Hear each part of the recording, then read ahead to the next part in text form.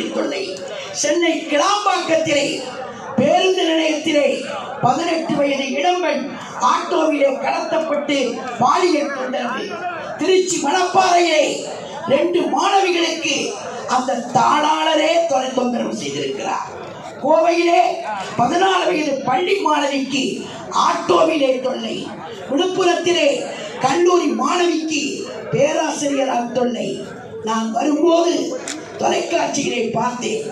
அதிலே பார்த்த செய்தி, தஞ்சாவூரிலே 13 வயது பெண், பத்திரிகையில் வந்திருக்கிறது இன்றைக்கு காலை பத்திரிகையிலே, தஞ்சாவூரிலே 13 வயது மாணவி. அந்த மாணவிக்கு ஒரு அறையிலே போட்டு பூட்டி வைத்து 3 நாட்களாக தொடர்ந்து மாறி மாறி தொல்லை. தஞ்சாவூரிலே இன்றைக்கு நடந்த சம்பவம். அதே போல சேலம் ஆத்தூரிலே வெள்ளியங்கிரியிலே அரசு பள்ளியிலே படிக்கிற 13 மாணவிக்கு தொல்லை.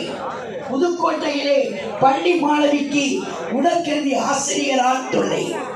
இது பத்திரிகையிலே வந்த சில செய்திகள் தான். எல்லாவற்றுக்கும் மேலாக முன்னாலே பேசினார்களே, யார் அந்த சார்?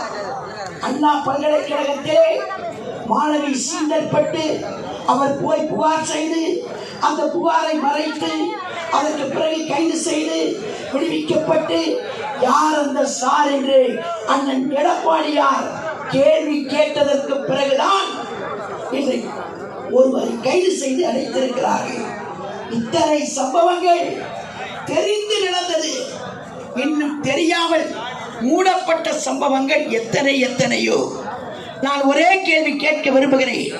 ஸ்டாலின் மாடல் அரசு தலைவர் மு.க. ஸ்டாலின் அவர்களே, அவருடைய சகோதரி கனிமொழி அவர்களே, நீங்கள் ஒரு கூட்டத்திலே பேசும்போது சொன்னீர்கள், தமிழ்நாட்டிலே தான் விதவைகள் அதிகமாக இருக்கிறார்கள் என்று. அதற்கு என்ன காரணம்? விதவைகள் அதிகமாக இருக்கிறார்கள் என்று சொன்னவர் கனிமொழி. ஆனால் இன்றைக்கு இவ்வளவு பாலியல் சீண்டல் நான் கொஞ்சம் தான் சொல்லியிருக்கேன். இன்னும் நிறைய 69 பேர் இன்றைக்கு அதிகாரப்பூர்வமாக இன்னும் கணக்கில் இணங்காத பேர் வாயை திறந்திருக்கிறாரா கனிமொழி? ஒரு பெண் தானே, நீயும் ஒரு பெண் தானே, இதுவரைக்கும் வாய் திறந்திருக்கிறாரா? இல்லை. அதே போல ஒற்றை சங்கங்களை கையிலே வைத்துக் கொண்டு ஊரெல்லாம் சுற்றி வந்தாரே உதயநிதி, அவர் பேசியிருக்கிறாரா பாலியல் சீண்டலை பற்றி? இதை தடுப்பதற்கு என்ன நடவடிக்கை எடுத்திருக்கிறீர்கள்? அது மட்டுமல்ல, நான் இன்னும் கேட்கிறேன், இவ்வளவு